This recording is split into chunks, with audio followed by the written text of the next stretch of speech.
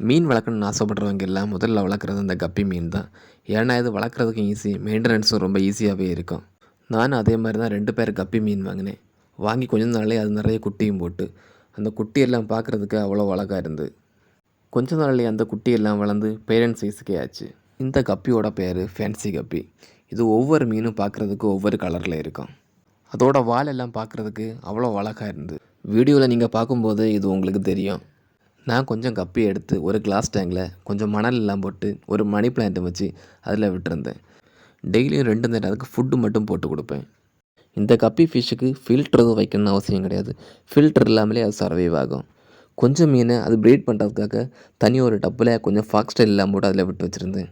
இந்த கப்பி ஃபிஷ்ஷு கரெக்டான நம்ம ப்ரீடிங் செட்டப் மட்டும் பண்ணி கொடுத்தா அது குட்டி போடுறத யாராலையும் தடுக்க முடியாது. நீங்கள் வீடியோவில் பார்க்குற இந்த கப்பி கோல்டு கப்பி தான். இது நான் ஒரு பேர் வாங்கி தனியாக ப்ரீடிங்காக ஃபாக்ஸ்டைல்லாம் போட்டு செட் பண்ணி வச்சுருந்தேன். கொஞ்ச நாள் தாண்டினதும் இதுவுமே நிறைய குட்டி போட்டு கொஞ்ச நேரத்துலேயே ஃப்ரைஸ் எல்லாம் தனியாக செப்பரேட் பண்ணி விட்டேன். இல்லைன்னா இந்த ஃப்ரைஸ் எல்லாம் பேரண்ட்ஸே சாப்பிட்ரும். அதுவும் கூட ஒரு பேர் ஸ்ட்ரிம்பும் பிடிச்சி விட்டேன். அது ரொம்பவே ஜாலியாக ஃப்ரைஸ் கூட விளையாடிட்டு இருந்து. இதே மாதிரி வேறு ஃபிஷ்ஷஸ் நம்ம அடுத்த வீடியோஸில் பார்க்கலாம்.